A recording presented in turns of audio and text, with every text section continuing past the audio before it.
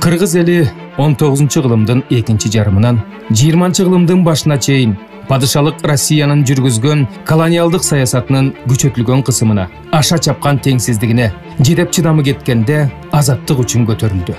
1916 жылкы көтөрүлүш аны аркалаган улуу үркүн Кыргыз элинин тагдырындагы эң оор сыноо болду. Жана тарых маалыматтарында мынчалык деңгээлдеги чоң жоготуулары буга чейин болгон эмес. 1916 жылкы көтөрүлүш. Түркістан крайы Россия империясынын колониясы катары аскер күчтөрүнүн көзөмөлүндө болуп, крайды башкарган генерал-губернатордон баштап төмөнкү участкаларды башкарган приставтарга чейин аскер адамдарынан дайындалган. Түркістанга Россиянын жасоолдору атынган казак орустарды жөнөтүшүп, эбегейсиз жер аймактарын бөлүп берүү менен аскер хуторларын түптөшкөн. Борбордук Россиядан 1861 жылы крепостнойлук укук жоюлганда жерсиз калган сел-саяк жакыр адамдарды көчүрүп келип, аларга жетишинче айдоо жер аянттарын көтөрүм акча берип, 15 жылга салыктан бошотушкан. Ошундай шарттар орус украин келгиндеринин агымын күчөтүп, орус айылдары жылдан жылга көбөйө баштаган. Жана мындай айылдардын көбү Жети Суу областына туура келген. Коопсуздукка шылтоолоп, падыша өкмөтү бул келгиндерди да куралдандырган. Буга генерал Градиковдун Түркістандагы ар бир жаңы түзүлгөн орус кыштагы орус армиясынын батальонуна тең келет деген атактуу сөзү далил болот. Генералдын бул айтылган сөзү Түркістандагы падыша бийлигинин урааны болуп калган. 1916 жылы Биринчи дүйнөлүк согуштун мезгилинде Россиянын карамагындагы славян эмес жана христиан динин тутунбаган улуттардан инородцы деген ат менен 19 жаштан 43 жашка чейинки эркектерди согуштук коргонуу курулуштарына тартуу боюнча падышанын жарлыгынан кийин Түркістан крайынын чыдамы кетип, эзилип турган жергиликтүү эли көтөрүлө баштаган. 1916 жылдын июль-октябрь айларындагы бул окуяга ошол мезгилде Түркістан крайында жашаган 10 миллионго жакын түпкүлүктүү элдер толкундоолор түрүндө же ачык куралдуу көтөрүлүшкө катышкан. Бирок өзгөчө куралдуу көтөрүлүштүн очогу Жети Суу областындагы Пишпек, Пржевальск, Верный, Жаркент уездеринде болду. 1916 жылдагы улуттук боштондук көтөрүлүшү бул Кыргыз элинин тарыхындагы көтөрүлүштөрдүн туу чокусу болуп эсептелет да. Кыргыз элинин тарыхында мындай боштондук көтөрүлүшү ошол мезгилге чейин эч убакта болгон эмес. Мына ошол колониалдык доордо бул көтөрүлүш бекер жеринен, жөнөкөй эле жерден чыккан эмес. Мунун көптөгөн өбөлгө себептери, шылтоосу бар да. 19-кылымдын экинчи жарымынан баштап Кыргыз жергеси акырындап Россия империясынын колониясына айлана баштаган да. Мына 1855 жыл, 1916 жылдардын аралыгында Кыргыз эли таза типтеги колонияга айланган. Башкача айтканда, Россия империясынын толук кандуу саясий, экономикалык жактан алып караганда колониясы катары эсептелип калган да. Мына ошол мезгилдерде Россия империясынан Кыргыз жергесине 5 агым менен бул жака переселенцы көчүп келгендер болгон да. Мына биринчи келгиндер 1868 жыл келе баштаган. Келип Кыргыздын мыкты жерлерине акырындап отурукташа баштаган да. Мына ошол 1868 жылкы башталган процесс ошол көтөрүлүш башталганга чейин 5 этапка бөлүнөт. Эң акыркы этабы 1912 жыл. 12 жыл башталып, ошо 16 жылга чейин улана берген. Мына ошол мезгилде Кыргызстандын дээрлик көпчүлүк жерлери колонисттердин колуна өткөн. Өзгөчө мына Түндүк Кыргызстанды ала турган болсок, Түндүк Кыргызстанда жайгашкан 2 уезд, Пишпек уезди, анан Пржевальск уезди. Жети Суу областына киргенбиз. Ушул Пишпек, Пржевальск уездинде жайгашкан Кыргыздын эң мыкты жерлеринин бардыгы ошо колонисттердин колуна өткөн. Мен бир цифраны айтайын. Өзгөчө мына Пржевальск уезди Ысык көлдүн аймагында жайгашып, Ысык көл өрөөнүндөгү эң мыкты жерлер мына ошолордун колуна өткөн. Статистикага таянсак, ошол мезгилде 20-жылдын башында Ысык көл Пржевальск уездинде жашаган келгин орус калкынын саны болгону 24% түзгөн. Мына ошол 24% калк 67% Кыргыздын мыкты айдоо, суга ылайыктуу жерлердин бардыгын өз колдоруна алып алган да. Кыргызды илгертен көчмөн калсыңар. Так, силер жер иштеткендерди билбейсиңер, жер иштеткенди. Ошондуктан мына силерге деп баягы күздө, кыштоо тоого жакын жерлерге акырындап сүрүп жүрүп отурганда, даже ошо көтөрүлүш башталардын алдында мына ошол Караколго жакын жайгашкан түп өрөөнүндө дин кызматкерлерин арнап 1,5 миң гектар жерди ошол жанагы монастырь деп коет, мына бүгүнкү күндө да бар, ошолордун карамагына өткөзүп берген да. Ошо 1,5 миң гектарды ээлеп жүргөн кыргыз эли өз жеринен дагы кол жууган. Башкача айтканда, кыргыз калкы жер суу ресурстарынан толугу менен кол жууган десек болот. Өзгөчө бул мына ушул биздин түндүк Кыргызстанда, Пржевальск жана Пишпек уездеринде. Ошол эле колониалдык доордо кыргыз эли акырындап жүрүп отуруп, ошол 20-жылдын башында экинчи сорттогу адамдарга айлана баштаган. Албетте жана колонизаторлор колунун келишинче боореки өзүнө баш ийдирилген элдерди эксплуатациялап, алардан байлыктарын ар кандай жолдор менен алып кетип, ошентип турганда, бул дагы ошол өбөлгөлөрүнө жатат. Дагы бир өбөлгө ошол эле борбордук бийлик. Борбордук бийлик дегеним ошол Санкт-Петербург, Ташкент, Туркестан генерал губернаторствосу, анан жергиликтүү бийлик. Жергиликтүү бийликте эки бөлүнүп калганда, жана уездер колонисттердин талабын ачык талашкан. Анан ошол эле мезгилде кээ бир кыргыздын белгилүү манаптары, болуштары, бийлери дагы ошол бийликке кандайдыр деңгээлде жагынуучулук, кээ бирлери деп атам да мен. Жагынуучул саясатты жүргүзгөн, мына ошолордун өзүм билемдик саясаты да. Кандай кааласа ошондой калчап, кыргыз элинен жанагыдай эзүүнү күчөтө берген.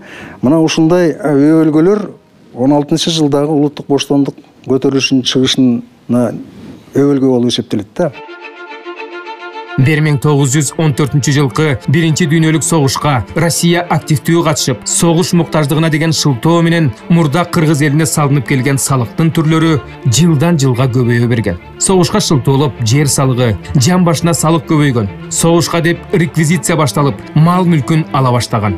Согуш мезгилинде ун азыктары, кездеме жана башка буюмдардын баасы 6 эсеге чейин кымбаттап, кыргыз элинин жашоосун кескин түрдө начарлаткан. Мындан сырткары орус украин келгиндерин аскерге алып кеткенде, алардын үй бүлөлөрүнө жардам бересиңер деп чарбаларына акысыз жумушка салган. Жол куруу, көпүрө салуу жана башка жумуштарды да кыргыз элинин мойнуна жүктөгөн.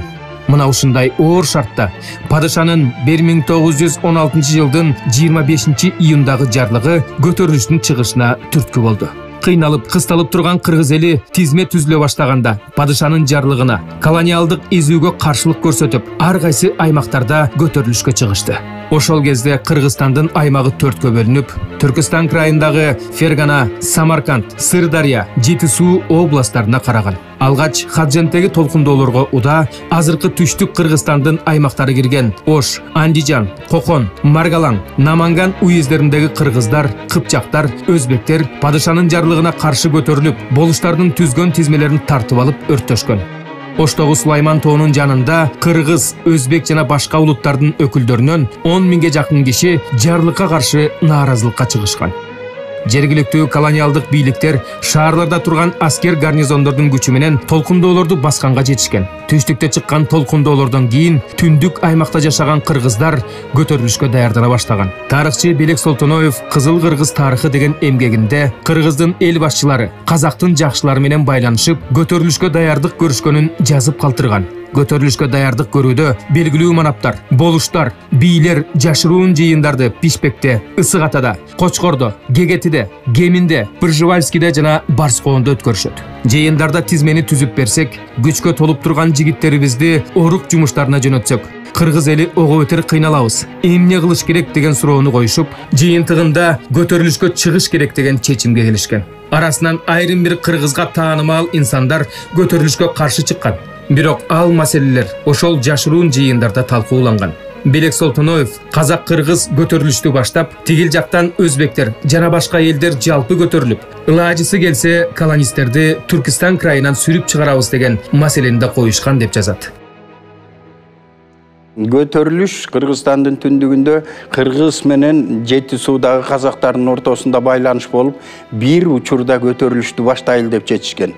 Анан 3-4 августтарда Алматынын тегерегиндеги казактар, 5 августта дагы Кызыл бөрк болуштугунун ошо казактар дагы көтөрүлүшкө чыккандан кийин Кемин өрөөндөгү Коңур жайлоосуна казактардан чабарман келип, биз орус колонизаторлоруна каршы күрөштү баштадык. Эми силер да чыга бергиле дегенден 6 август күнү 16-жылы Кемин өрөөнүндөгү Атаке, Сарыбагыш 2 болуштук болгон. Мына ушул 2 болуштуктун эли биригип туруп, Кичигемин өрөөнүндө жайгашкан казак орустардын ошол кезде негизделген кыштагы Самсоновканы камоого алышкан. 7 август күнү кийинки эле күнү Чоң Кемин өрөөнүндөгү Новороссийка, азыркы Шабдан кыштагы кыргыздар тарабынан курчоого алынып, ошол мезгилде алар мына ушул кырдаалды пайдалануу менен жердин баарын тартып алган, орус кулактарын келгиндердин баардыгын жеринен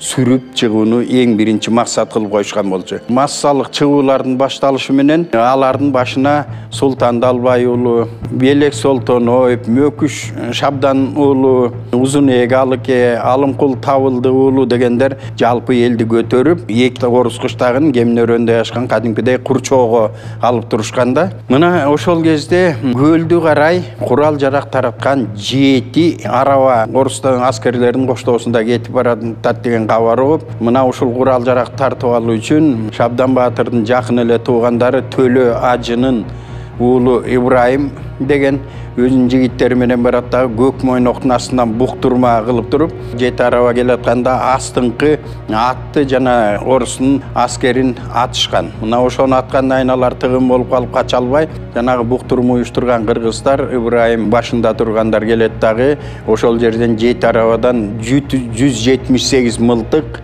30 миңден ашык окту олжолоп алышкан. Көлдүк кыргыздарга бир тобун бөлүп берип, ок дарылар менен өзү менен 50 мылтыкты ок дарысы менен алгандагы кайра Чоң Кеминди көздөй кайтып келип, мыкты мергенчи деген адамдардын баарын куралдандырып, ошону менен шыктанышкандагы эми Кудай буйрса бу Самсоновкадан орус казактарды толугу менен кууп чыгабыз деген. Бирок ушул учурда Пишпектен бул жактан, анан кийин Алматыдан кошумча жазалоочу күчтөр келип калган. Күчтөр келгенде алар Самсоновкадан кыргыздарды сүрүп, кыргыздар Көкжон деген жалпы кичинекей бөксө тоо бар, Кичигеминдин үстү жагында жол булактан ары мына ошол жерден алар ыңгайлуу позицияны ээлешип, кадимкидей жазалоочу күчтүү куралданган жазалоочу отряддарын жакын келтирбей аткылап, ошол күнү бир топ орус аскерлери өлүмгө учураган. Ошолордун ичинде алардын 100 башысы дагы өлгөн адамдарын алганга дагы алдары келбей, артты көздөй качкан боюнча Самсоновкага кирип кетишкен.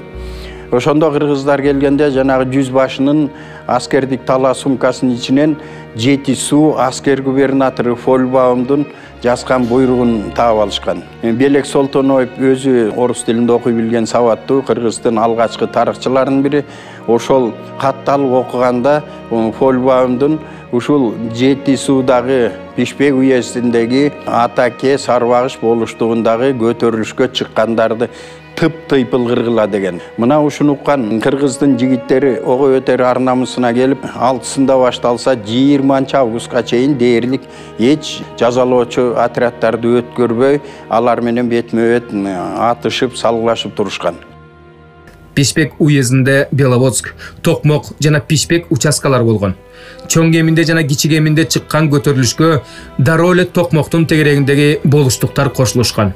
Өтө кандуу, каргашалуу окуялар Беловодск участкасында болгонун 1916-жылды терең изилдеген белгилүү тарыхчы Кушбек Үсөнбаев Беловодскидеги толкундоолордо 1140 кыргыздын өмүрү кыйылган деген так цифраны атаган. Элдик кыймылдар Пишпектин тегерегиндеги болуштуктарда да болгон. Булардын планында Пишпек шаарына кол салабыз деген аракеттерди кылышкан. Бирок ал даярдыктар ишке ашпай калган. Себеби Тынаалуу уулу Чолпонкул сыяктуу бир топ манаптар бейтараптыкты карманып, элди орустарга каршы чыкпоого үндөп токтотуп калган. Тайнемдин колунда чоңоюп калдым. Ошо тайнем үркүн убагында жаш келин экен. Ошо айтып берген эсимде да. Анан бу жерден Карал дөбө деген тоонун үстүндө дүрбү салып, ошо айылдын мергенчиси экен, жана түтөтмө мынтыгы бар экен. Токмокту көздөй чүй өрөөнүн карашып, атчандар эле чаңдап келатат Токмок жактан деп. Бул кимдер болду экен деп дүрбү салса, күндүн нуруна чагылышып, жана шапке, казактардын шапкеси мындай козырёгу орусча айтканда. ошо күнгө чагылышып кеткенде бул орустар экен деп анан элдер үркүп кегетинин ичине бул капчыгайга кире катышкан. Ушул жерде жан сакташып Кытайга кеткени Кытайга кетип, биздин айылдагы ушу менин тайнемдер ушул жака качып, канча түтүн билбейм, элдер мал жандыгы менен ушул жака башын калкалап ушул капчыгайдын ичинде аман калганбыз деп айтчы. Анан таруу айдаган жерлери бар экен. 3 бойго жеткен жигиттерди 3 ат мингизип, ошо тарууну көрүп келгиле деп ылдый жиберген экен. Ошо кетиши ошо ойдон жок дейт. 4-5 күн өткөндөн кийин анын артынан кишилер жиберсе, ошо жана станция Ивановкадан өйдө жагы, жана Аксай деген айылдын ылдый жагындагы талаада бактын түбүнө ошо жерде тарууну көрүшүп, тамактанып жаткан жеринде ошо казактардын отряды келип, ошо жерден кармашышып, өлтүрүп кетишиптир. Бирөөсү качыптыр, аны кара куршуна атып, 1,5 километрдей качкан окшойт, ошо тарыунун ичинде калыптыр. Ок жеп. Бирөөсүн болсо ошо жаткан жеринен эле кылыч менен чаап кеткен экен. Ошентип 3 кишиден айрылдык. Ошондон биздин тукумубуз кыйылды деп ошо тайнем ыйлап калчы. Мына Чүй өрөөнүндөгү көтөрүлүштүн жүрүшүндө өтө активдүүлүктү мынакей Кемин өрөөнүндөгү, Беловодскийдеги, анан Токмоктун тегерегиндеги көтөрүлүштүн жүрүшү бул тарых илиминде такталган архивдик даректердин негизинде, булардын тегерегинде айтсак, бул Токмок шаарын алабыз деп көптөгөн миң колдон турган кыргыз көтөрүлүшчүлөр көп иш аракеттерди жасаган Токмоктун тегерегиндечи. Мына ошол иш аракеттерге Кошкор өрөөнүнөн Канат хандагы Кошкор тараптан шамшын ашып келип, ушул Токмокту алабыз деп бир нече жолу аракет жасап, бир нече жолу штурм жасашып, бирок ал штурмдар ийгиликке жетишкен эмес. Канат хан колун баштап, шамшынын белин ашып, Чүй өрөөнүндөгү болуштуктардын көтөрүлүшкө чыккан элине барып кошулат. Токмокту жакшы куралданган 520 аскер келген орустар коргоп турушкан. Көтөрүлүшчүлөр Токмокту 13-22 августта 5000 кол менен камоого алып, 22 августта Бишбек жана Верныйдан кошумча аскерлер жардамга келгенде чегинишкен. Ташкенттен дагы кошумча күчтөр келе баштаганда, Токмоктун айланасындагы көтөрүлүшкө чыккан эл Кочкорду карай качкан. Токмок шаарынын бер жагында Дөңарык деген айылда Медермолдо деген болгон. Токмокту камоолоого катышкан жаш жигит болгон экен, 16 жашта ат минип алып. Медермолдонун небереси бар экен. Ошо чоң атам көп сөз айтчу эле дейт үркүн жөнүндө. Канат хан келип, экинчи жолу кан шайлашыптыр. Анан Токмокту алабыз деп жөнөп калдык дейт. Анан алардын астында чоң молдолор келип жыйын өткөрүп, алар да сүйлөдү дейт. Эч коркпой аттаңыла, бир жан деген аманат, Аллахка беребиз. Аллах үчүн капырларды кууш керек жерибизден. Жерибизди бошотушубуз керек деп аябай катуу үгүттөдү дейт. Анан ошентип үгүттөп алып эл дүргүп анан жөнөдүк дейт. Жөнөгөндө ким кандай болуп басып бараткандарын, ат менен бараткандарын кабактарына чейин сүрөттөп атам айтчу эле дейт. Ал бир дебетелерин сүрөттөп турса, теме манас сүрөттөгөндө айтып берчү эле дейт чоң атам. Анан Токмокту тегеректеп курчап, атыш чабыш болуп, түтөт менен мылтыктар менен атканда орустар ар жактан барданке менен ата баштайт. Орустар Токмокту карагайлар менен курчап алып дейт. Курчаган карагайлардын арасынан атып, анын терзелерин атып атты дейт, кыргыздар жолотпой. Ошентип Токмокту 3 күн камалап, ала албай кайра тартып, анан акырында Кочкорго өтүп кетип, эми Көкүнбайдын колу менен кошулушуп, кайра аракет кылабыз деп Кочкорго түшүп кеткен болчу деп. Ошону унукканым бар эле.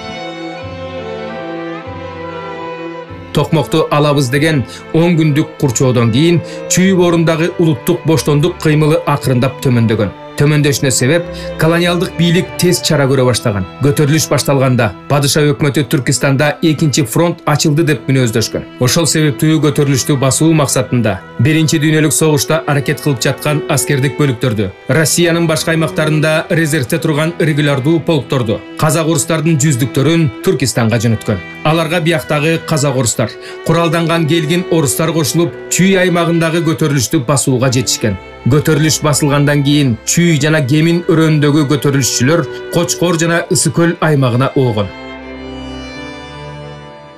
Кочкор өрөөнүндө көтөрүлүштүн башталышында Кочкор эли өзлөрүнүн болуштуктары боюнча көтөрүлүп чыккан, Кочкордо белгилүү болгондой Сарбагычтын Темир же болбосо Черекчи бутагына кирген урулары Канат ыбык уулун ошол көтөрүлүштүн башчылыгына хан кылып шайлашкан. Бул жерде айта турган нерсе, хан деген түшүнүктү алганда, көбүнчө адамдар бул хандар азыркы мамлекет башкарган башкаруучулар катары, мамлекет хан катары кабыл алышат. Жок, бул жерде түшүнүк ошол көтөрүлүштүн ханы деген ошол көтөрүлүш кылып аткан адамдардын башкы жетекчисин шайлашкан. Кадимкидей алар хан дешкен жетекчи катары. Бул жерде көтөрүштүн бир эле жетекчиси эмес, жерлердин баарында ушундай хандарды көтөрүшкөн. Андан атап айтсак, мисалы үчүн Кеминде болгон көтөрүштүн башчысы катары Шабдандын баласы Мөкүштө хан көтөрүшкөн. Тоңдун саяк уруулары менен Ысык көлдүн тескейиндеги кыдык урууларынын эли биригип, ошол Тоңдук Батыркан Райымбек уулун хан көтөрүшкөн. Ал эми түптөгү уруулары болсо Батыркан Ногоевду хан көтөрүшкөн. Кочкордун чыгышындагы болуштуктар да козголуп, Түлкү уулу Тезекбай жана Шыгай уулу Дөөлөткул баштаган көтөрүлүшчүлөр бир нече күндүк курчоодон кийин Столыпино селосун, азыркы Кочкор кыштагын басып алышат. Жумгалдын чыгыш тарабындагы эл Чыны уулу Көкүмбайдын башчылыгы менен азыркы Куйручук айылынын аймагында жайгашкан келгин орустардын Белоцарский кыштагын басып алышат.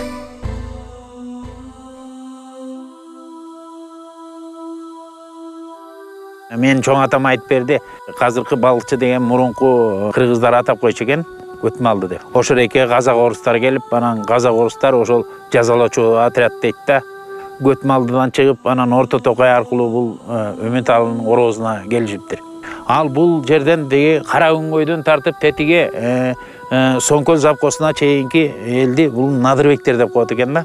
Анан кийин ушу Надырбек эли ошол чогулуп алып өздөрүнчө кеңеш курушкан экен да. Кой, булар мындан ары өтүп, Долоон аркылуу тиги Сөөк, Торгарчактарды, ашууларды бөгөйт экен. Бул кыргыздар Кытайга карай бет алып качат экен деген, ошону качырбаска аракет кылып келген немелер экен деп түшүнүшкөн экен да, мындай айтканда. Анан ошону менен эле бул Надырбек эли чогуу кеңеш курат да. Кеңеш куруп анан эмне кылалы? Эми муну ушул жерден жоготолу дешкен экен.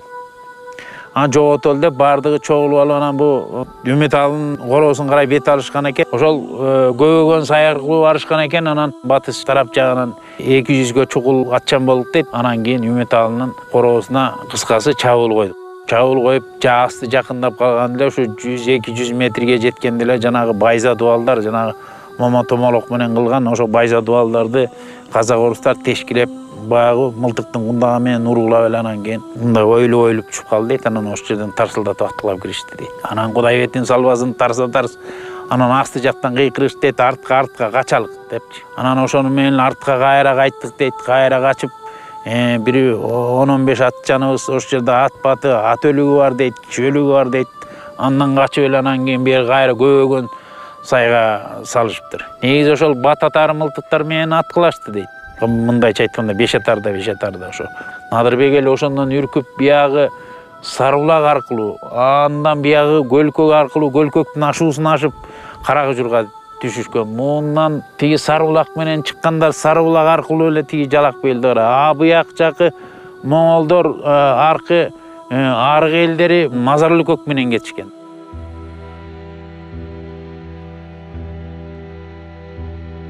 Көтөрүлүш августта жана сентябрь айынын башында Чүй Кемин аймагында, Ысык көлдүн күнгөй тескейинде, Кочкор, Жумгал, Нарын, Тогусоро өрөөндөрүндө өтө айыгышкан мүнөздө болуп, жалпысынан ошол кезде 300 миңден ашык кыргыздар жашаган аймакты кучагына алды. Куралдуу көтөрүлүш деп аталган менен кыргыздар тараптан куралсыз көтөрүлүш болду.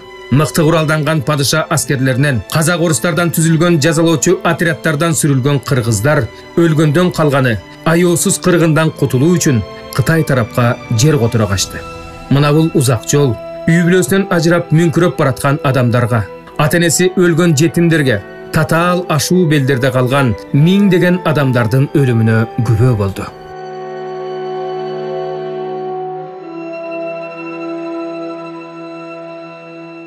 Эл үрккөндө 16-жылы атам өзү 12-деги бала экен. Обол эки орустардын солдаты келип Кочкорго ылдый карай Кочкорду көздөй эл агып баканын айрысын алып анан Кочкорго кирген экен орустардын солдаты менен согушуп, ошолорду өткөзбөй же бирдеме кылабыз деп. Анан ошондон айылдан көп адам барып айрып аканы менен. Анан алар пулемоту менен 5 атар менен аткылагандан анан эл кайра качып, өлгөндөн башкасы кача баштаган экен өйдө карай. Эл үркүп жөнөдү дейт. Качкан эл шашып отуруп Каражылгага барып анан түнөдүк дейт. Түнөп элдин баары эле ошол Каражылгадан да кетип атканы бар экен дейт. Келип ошол улам эле агып эле ушундай. Андан кетип суудан жүрүп отуруп Балгартка барганда көп адамдар менен, айылдар менен анан жолугуп, жетип ошо Балгарттан чогуу көчүп, тетигил эле ак шыйрак сары жасты көздөй көздөп, жаман эчкини ашабыз деп, жаман эчкинин жолу кыйын татаалыраак болот экен дейт. Жаман эчкини ашып ошол ак шыйракты көздөй бет алдык дейт. Кечкурун Тарагайдын суусуна барып токтоп калдык дейт. Тарагай деген чоң дарыя экен дейт. Анан кантип өтөбүз болуп эле тегеренип эле эл айласы кетип туруп эле бир маалдан арабча бир тилди айтып молдолор. Ушинтип кетсек эле кечип кетебиз. Кудай сактайт, Кудай сактасын деп эле малы деле, жаны деле болгону гүл эле кирди дейт. Киргенде суу кадимкидей мындай токтой түштү дейт, агымы. Анан малдын алды, кишинин алды аркы өзгө жакындап жетип калган кезде эле суу баягы агызып ылдый карай жөнөр дейт. Бүт малы, жаны дебей, кишиси дебей эле чурулдап эле агып аркы өзгө чыкканы чыгып күн батып, берки өздө калганы берки өздө калып анан таң аткыча эле тиги сууда эле кыйкырышып чыкты дейт. Аркы өздө эле берки өздө эле амансыңбы, барсыңбы деп аккан агып кетип, ошол жерден 3 түн 2 агып кеткендей болду дейт. Малы, кишиси төсү болуп отуруп. Эртең менен турсак аркы өздө деле аз эле мал, аз эле киши, берки өздө бир тобубуз бар экен дейт. Жигиттер анан арканды улап тартып баягы дарыяда мындай кармап өттүк дейт. Бүт кармап бирден малдан аркан килинбегени көп эле агып кетти дейт Тарагай менен. Муздун чоң жаранкаларында мал түшүп кеткен киши, жүгү менен төө, жүгү менен өгүз укмуштай болуп жөн эле жаранка толуптур деп атчу. Кээ бир жеринде ошол эле малдын өлүгү менен жаранкадан өтүп, ушундай байкуш эл катуу кырылып калыптыр.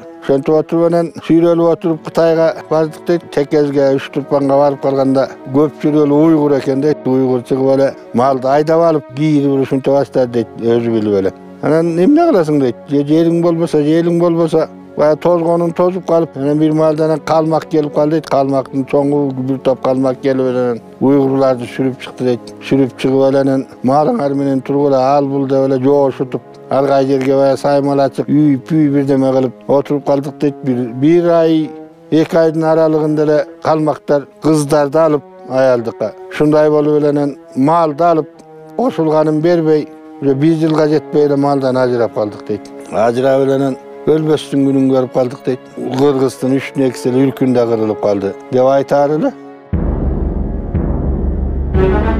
Ысык көл өрөөнүндөгү улуттук боштондук кыймылы көтөрүлүш. Бул 16-жылдагы көтөрүлүштүн жогорку точкасы болуп эсептелет да. Мына эң каргашалуу окуялар мына ошол Ысык көл өрөөнүндө жүргөн. Ысык көл өрөөнүндө көтөрүлүш күнгөй тарапта Григорьевка деген айыл жайгашкан. Мына ошол Григорьевкага, Шажановка, коңшу айылдарга кыргыздар кадимкидей кол салган. Мына ошол кол салуу көл өрөөнүнө баягы чагылгандай тез тарагандагы көлдүн күнгөйүндө жайгашкан кыргыз айылдары, көлдүн тескейинде, көлдүн жогору жагында жайгашкан ак суу аймактарындагы кыргыздар бир мезгилде көтөрүлгөн. Көлдөгү көтөрүлүштү ошол мезгилдеги көл өрөөнүндөгү белгилүү кыргыз элине таанымал манаптар, болуштар, бийлер башкарып турган. Ошол күнгөйдө башталган көтөрүлүш тез арада Түп өрөөнүнө өтүп, Түптөн ак сууга өтүп, андан Караколдун тегерегинде көп каргашалуу окуялар, анан Тескей аймагы. Мына Тескей аймагында бул балыкчынын ар жагындагы 2-3 айылда ошол ак суудан келген арык тукум эл жашайт. Булар ортодо көлдүк саяктар, ар жактан Кыдык эли, Бапай эли чогулуп алып, көлдөгү саяк уруусунан чыккан Батыркан Райымбек уулу хан көтөрүлгөн да. 5000ге жакын колду топтоп Караколду алабыз деп аракет кылышкан да. Бирок ал мезгилде Пржевальск шаарына жанагы Россия империясынын жазалоочу аскерлери көп келе баштагандагы жанагы топтолгон күчтү кайра артка сүргөнгө жетишкен.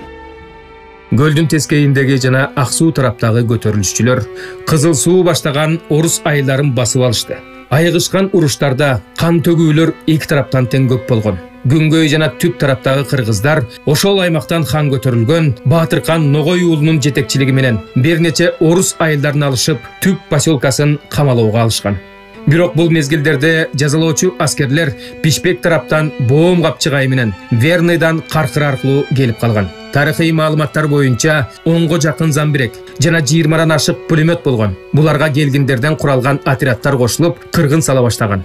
Алар жолунда кезиккен кыргыз айылдарын аткылап, бала чака каар жашына карабай, аеосуз кырып жүрүп олтурган.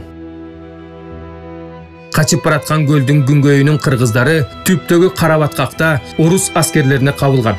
Алар менен бир нече бардан кем мылтыгы бар кыргыздар аткылашкан. Аман калган эл буктурманы айланып качып өтүшкөн. Ушул жерде гана 600дөн ашык кыргыз өлгөн. Жана мындай тобу менен болгон кыргын көп жерлерде болду. Көтөрүлүш чыгаргандар чачыранды болуп таркап, көлдүн күнгөйүндөгү жана түп өрөөндөгү кыргыздар Каркыра аркылуу Музарт ашуусун беттеп, Ак суу өрөөнүн жердегендер Сары жаздын ичи менен Кытай багытындагы ашуу төргө, Пржевальскийди алабыз деген күчтөр Тескей тарапка чегинишип, Жетөгүз тоң аймагындагылар Барскоон, Жууку, Коңурөлөң жана башка капчыгайлар аркылуу сыртка чыгышып, Кытайга чектешкен Ак өгүз, Бедел ашууларын көздөй бет алышкан. Ушул айылда бир байбиче бар эле дейт, жалгыз баласы бар экен. Аны үркүн башталып калат да. Үркүн башталгандан бу жердеки эл самсы менен аттуу жөөлү болуп бирнеки мал салын айдап эле баары жөнөгөн экен да. Анан ак байбиче абдан карып улгайып калган кез экен, анын өзү эткел, эми мен атка кантип жүрөм балдарым, силерге жүк болдум деп аябай кейиген экен да. Анан энени эч ким таштап кете албайт да. Адан атты токуп, астына дагы өбөк коюп байбичени атка мингизген экен. Анан аңгыча баягы кетип бараткан элдин артынан тарсылдаган үндөр чыгып калган экен, мылтыктуу үнү. Силер эми эптеп алаксыткыла деп жаш жигиттерди тозотко чыгарган экен да. Эл узайт, байбиче жүрө албай калат. Эптеп токтогон жерде анан акырын түшүрөт. Анан ак байбичени жалгыз таштай албай турат тиги жерде ыйлап сыктап келини. Анан мен 2 дүйнөдө ак сүтүмдөн кечтим. Мен ыраазымын, мен силерге жүк болдум. Тиги балаң көч менен кетти. Балага баргын. Берки бала болсо тозотту алгандай болот. Мен сен ошо баланы көздөгүн деп анан ыйлап сыктап бала кыйын да келини кетүүгө аргасы болот. Ак байбиче калат ошол бир жерде. Анан ошентип дагы самсып жүрүп отурган бир жерге токтогондо анан баласы келет. Баякы аялы буркурап турат. Ак байбиче гана баланча жерде калды. Атка жүрө албай айлам кетип, анан энем ушинтип калды деп анан буркурайт да аялы. Болжолдоп баягы аялы айткан жерге келсе, ак байбиче ошол акыры мындай кыңайынан жатып, Кудайга жалынып аткан экен дейт. Анан баласы келет. Баласы келип анан баягы эне бала кыйын да экөө бирин-бири кучактап, буркурап ыйлайт. 2 дүйнөдө ыраазымын балам мен. Баягы сөздү айтат да, ак сүтүмдү кечтим. Силерге жүк болдум балдарым. Заман ушундай болду эми. Барып эмтетиги үй бүлөңө жет, эл карандагын дейт да. Мен кантип тирүү таштап кетем? Мен у сен ак сүтүң кантип мени кечирет? Эгер бирдеме болсо мен көкүрөгүң жаздан кошо жатам. Байбиче да болбой турган, баласы болбой турганына көзү жеткенден кийин анан эптеп кайраттанат экен да, мен өлсөм дагы өлөйүн ушул деле аттанайын эми балам тиги эл карандасын дегендей кылып. Дагы арттан солдаттар келет атта. Атка мингизип алып эптеп анан жөө жетелеп жүрүп отуруп анан 1-2 коңгондон кийин баягы элге артына жеткен экен. Анан элдин баары кыйрап атат дейт мындай. Бирдеки баягы жүктөрү салган, жүктөп алган эмелер тайгаланып учуп атат дейт. Жолдо өлгөнү бар дейт. Ыйлаган балдар да бар дейт. Анан эптеп жетип, энесин ашуудан көтөрүп өткөн экен да.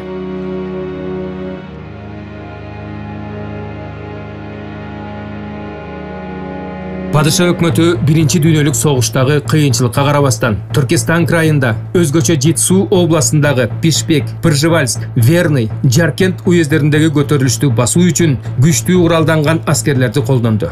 Тарыхый статистикалык маалыматтар боюнча 15 батальон, казак орустардын 2 полку, 33 жүздүгү, 42 замбирек, 69 пулеметту пайдаланды.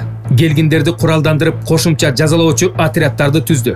Көтөрүлүш кандуу басылып, кыргыз казактар бала бакырасын өздөрүн сактап калуу ниети менен жан айласы кылып, өлүм житим коштогон зор кыйынчылыктарды көрүп, Кытайга жер которду. 1916 жылы октябрь айында Төндүк Кыргызстандын Чүй бору, Гемин, Ысыкөл аймагы, Кочкор, Жумгал өрөөндөрү дээрлик кыргыздардан бошогон. 1916 жылы 16 октябрда Жетису областынын борбору Верный шаарында Түркестан крайынын генерал-губернатору Куропаткин, Жетису областынын аскер губернатору Фольбаум башында турган кеңешмеде Кыргызстандын тоолуу аймагында Нарын уездин түзүп, ал жака көтөрүлүштүн очогу болгон Пишпек, Пржевальск, Жаркент уездеринде жашаган жергиликтүү кыргыз казак улуттарын көчүрүп, жана алардан бошогон жерлерге жаңы казак-орус станицаларын түзүү тууралуу токтом кабыл алышты. Менин кайненем 16-жылы ошо 16 жаштагы кыз экен, үлкүн болорду. Бир ай эле болуп бир үйлөнгөн. Анан илгеркилер өргө көтөрүп берчү экен да, аябай жасалгалап демел укмуш кылып. Анан ошентип келгенде бир ай болгондон кийин үркүн башталыптыр.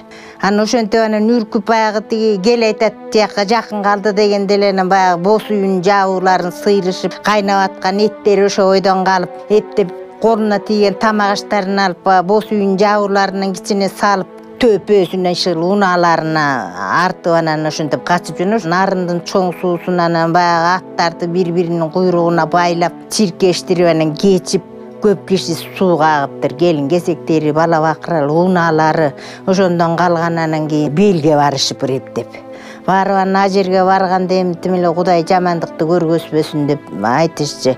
Өлүп жатканы андан дейт, ыйлап жатканы мындан дейт, буту ок тийип, орустар бир жактан тарсылдатып атып атат дейт, Кудай көргөзбөсүн дейт, шум дейт эле. Кийиске ороп таштап коет дейт алсыздарын. Эмне алат, алып кеткенге дармандары жок. Баласы энесин эмчегин өлүп жаткандар андан бар дейт чырылдап. Анан ошентип отуруп анан кийин качып барышыптыр.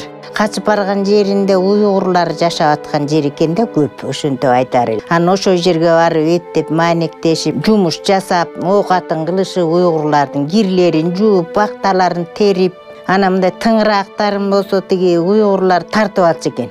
Менин кайненем чепилдеген татынакай киши экен, анан мындай бети башына топурак сыйпап, бетин ботала кылып коюп анан иштетишчү экен.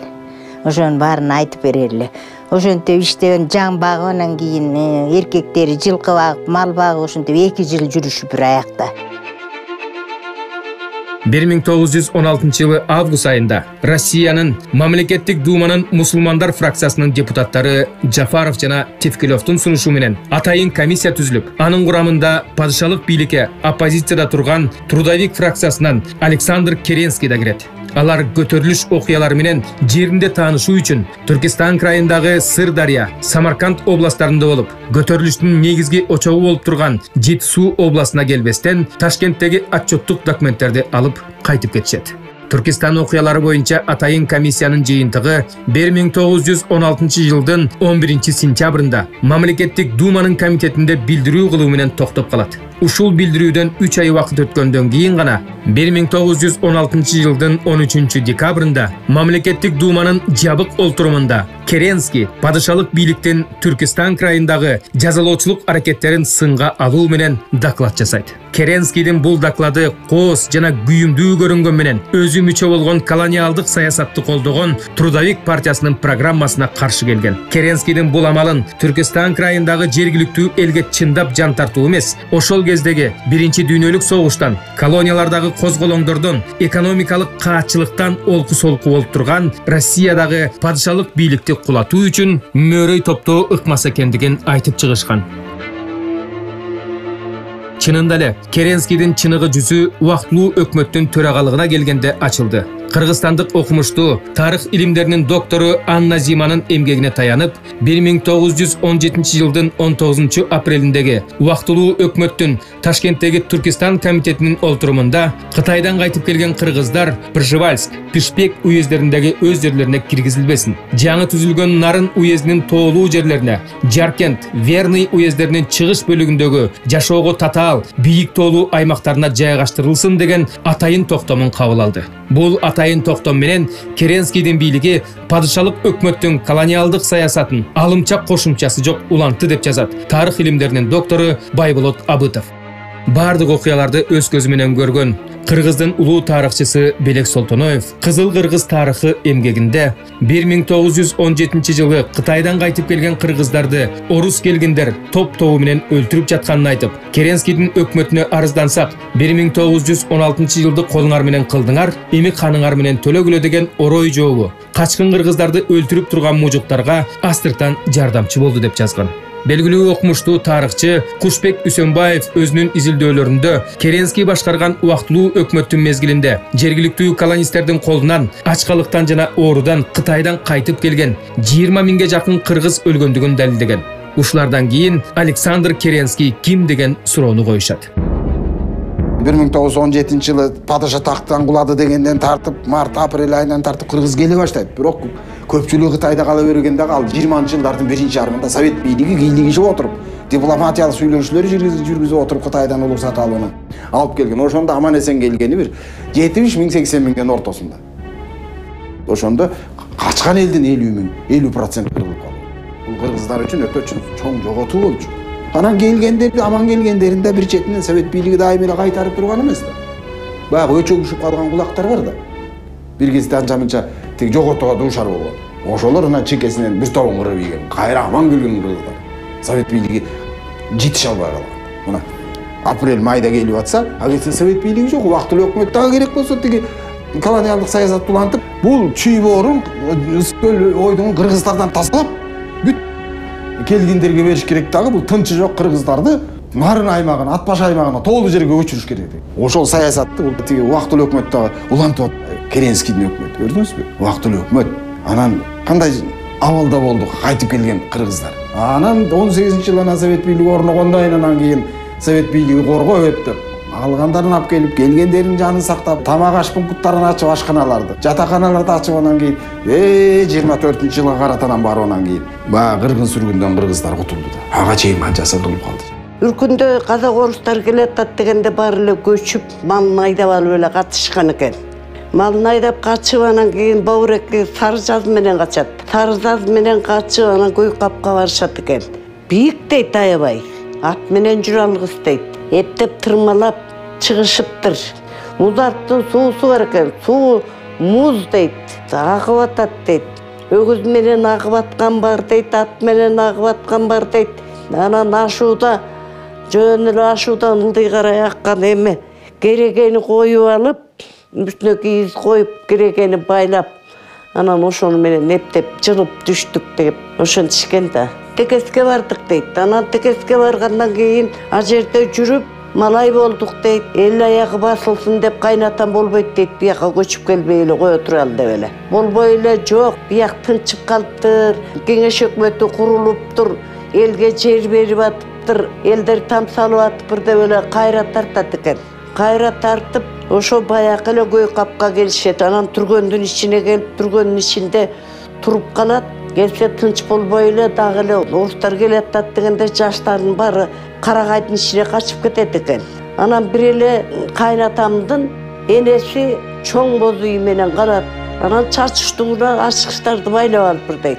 Анан келип орустар бул эмне деп кармалап көрөт экен. Ошол эле жакын жерде карагай бар экен, үйгө жакын. Иманалы деген бир кайниси ошол жерге жашынып карап турат экен. Карап турса ал киши кайраттуу киши экен. Ой, өлүңдү көрөйүн какыңар деп тилдебейбир. Тилдебейсе анан атып салыптыр. Орус атып, боз үйүн өрттөп, анан кетип калыптыр.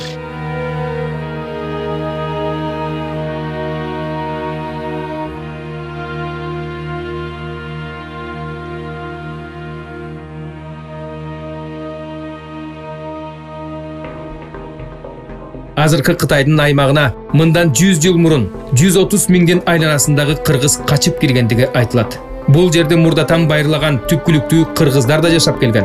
Бирок көпчүлүк аймактарында уйгурлар, калмактар, казактар жана кытайлар жашаган. 1916 жылдары Кытайдын империясы чөл аркылуу келген бул четки провинциясын тыкат кайтара алган эмес. Мерчемдүү кербен жолдорунда өтмөгү бар ашуу белдерде гана чек арачылар турган. Бирок тышкы мамилелеринен улам Кашкар жана Кулжа шаарларында Россия империясынын консулдугу турган. Ашуу белдерден аман өтүп келген качкын кыргыздар ушул жерлерде өлбөстүн күнүн көрүп, баштарын калкалаган. Ушул аймактарда калган мал мүлкүнөн ажырап, ачкалыктан кыздарын сатууга аргасыз болуп, көпчүлүгү ар кимге малай жүрүштү. Айтууларына караганда, көбү сууктан, оорудан кырылды. Падыша аскерлери ушул жерлерге чейин жетип, кыргыздарды ондоп кармап кетишти. Жана көбүн жолдон атып өлтүрүшкөн. 1917 жылдан баштап, качкын кыргыздардын дээрлик көпчүлүгү бул аймактардан ар кайсыл убактарда жөө жалаңдап, аш жылаңач, татаал белдерди ашып, кайра ата журтуна кайтышкан. Ошол алаамат мезгилдери качкын кыргыздардын бул жерлерде отурукташып калгандары да болгон. Азыр алардын урпактары бир нече кыргыз айылдарында жашайт. Үркүндө келген себебибиз бурун Мекелей деген өкмөттүн тушунда атышкан экен абеле. Кыргызда курал жок. Мамлекетте курал бар. Алкы ичкериге айдап, Сен бербей атасың, мамлекетке каршы чыгып атасың деп. Ошону менен эл азып, тозуп, кыйынчылыкка чыдабагандан кийин өлгөнү өлүп, өлбөгөнү ушул жака качкан экен. Кыз кыркынды ошол жерден жолдон Муңгул деген бир эл талап, эчем балдарга алып, жаш балдар, кичик балдарды багып ал деп жолго таштап, ушундай кыйынчылык менен келген экен эл. Ошону менен биякта жашабадан кайта 8 жаштарымда ошо орус келип сүрөткө тартты. Мен ошо бала кезимде түштүм, атам өлүп калган, бир кичи атабыз менен. Анан ошондон кийин ошол эми Советтин эли бул деп тарткан экен. Ошо сүрөткө түшкөнүн баары кайта Кыргызстанга кетти. Анда эл жүктө эле жок, качып ары бери качып жүргөн элде эмне жүк болот, эмне мал болот, аны ошону менен кеткени кайта кетти. Азыр ошол жакта жашап атат. Калганыбыз бул жерде жашап атабыз Кытай өкмөтүндө. 16-жылдагы көтөрүлүштүн натыйжасында, үркүндүн натыйжасында кыргыз эли 200 миңге жакын ажайган деген цифраны кыргыздын чыган уулу Жусуп Абдрахманов атабыз айтып жүрөт да. Ал эми казак элинин чыган уулу Турар Рыскулов 178 миңдин тегерегинде айтып жүрөт. Статистик маалыматтарга таянып. Кийинки совет доорундагы изилдөөчүлөр, элимдин дыйканы Кушбек Үсөнбаев агайыбыз 119 миң санын айтып жүрөт. Азыркы тарыхчылардан Жеңиш Туншалиев агайыбыз 120 миң тегерегинде айтып жүрөт. Кронгард деген да бир изилдөөчү бар эле, ал бир 115 миңдин тегерегинде айтып жүрөт. Бул проблеманы изилдеп көрүп, Турар Рыскулов казак элинин чыган уулу. Анын таянган Шкапский деген да бир изилдөөчү болгон. Мына ошолордун материалдарды кандайдыр деңгээлде чындыкка жакын го деген пикирдемин да. Ошол 120 миңдин тегерегинен кем эмес да. Совет бийлигинин алгачкы жылдарында 1916 жылкы көтөрүлүшкө тарыхый жана саясий баа бериле баштаган. Боштондук көтөрүлүштүн жана анын кандуу басылышын изилдөө үчүн Москвадан, Ленинградтан окумуштуу тарыхчылар тартылып, жыйынтыгы менен көптөгөн илимий эмгектер жарык көрдү. 1916 жылдын 10, 15, 20 жылдыктары мамлекеттик деңгээлде белгиленип, ошол кездеги жогорку мамлекеттик кызматкерлер Жусуп Абдрахманов, Баялы Исакеевтер эл алдында кеңири докладдарды кылып, казак элинин чыган уулу Турар Рыскулов 1916 жылдагы көтөрүлүштү талдаган илимий эмгектерин жазган. Окуу жайларынын тарых, адабий китептеринин программасына киргизилип, маданият искусствосунда 1916 жыл боюнча иш-чараларды жүргүзүүгө шарттар түзүлгөн. Бул каргашалуу окуяны өз башынан кечирген акын жазуучулар белгилүү чыгармаларын жаратышты. Өткөн кылымдын 50 жылдарында ошол мезгилдеги саясий акыбалдан улам СССРдин аймагындагы ушул багыттагы улуттук көтөрүлүштөрдүн тарыхына кайрылууга чектөөлөр коюлуп, бирок тыюу салынган жок. Ушундан улам Кушбек Үсөнбаев сыяктуу кээ бир окумуштуу тарыхчылар бул тармак боюнча изилдөөлөрүн улантып, илимий монографияларын жарыкка чыгарып турду.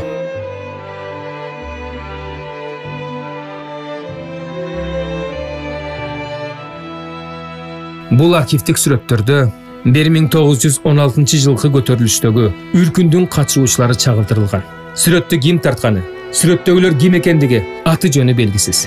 Сүрөт Алаамат үркүндөн көп жыл өткөндөн кийин тартылган. Фотограф бул адамдарды ошол каргашалуу окуяны башынан өткөргөн күбөсү катары тарткан. Карагылачы бул адамдарды. Жеке тагдырындагы бул дүйнөнүн азап тозогу, ошол каардуу мезгилдин изи жүздөрүнө өчпөгөн мөөр болуп басылып калган.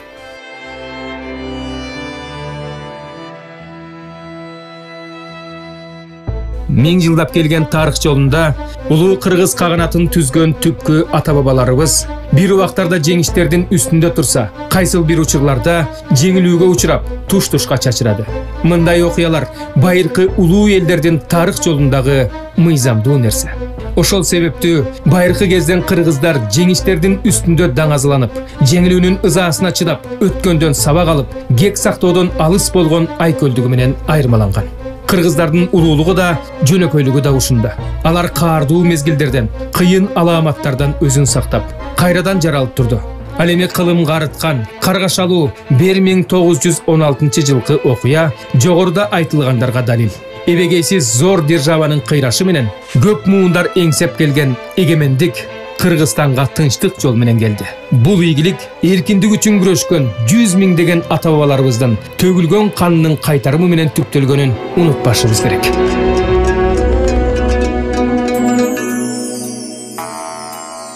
Ойдо жок жерден ургуштап чыкты, ойлобой элим муңзарды укту. 16-жылдагы бір күн одар элди кайгыга жыкты. Арга жок элим Кытайга качты, асыраш үчүн алтындай башты.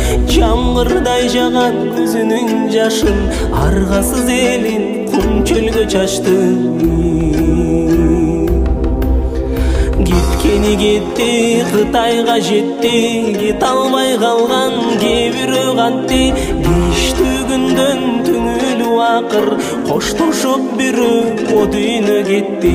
Жолдоп нечен жан суу кагып өлдү, жоголгондорго ким көңүл бөлдү. Жегенге нан жок, жете алканы жок, жокчулуктан канча жан өлдү. Сананы кечип канча таң атты, сапарда жүрүп канча күн батты. Кыргызым мынча кыйналып кеттиң, суу таппай кеди таңдайың катты. Азапты кечип нечен таң атты, арманга толо нечен күн батты. Баласын алып калктан ажырап, кансырап эне талаада жатты.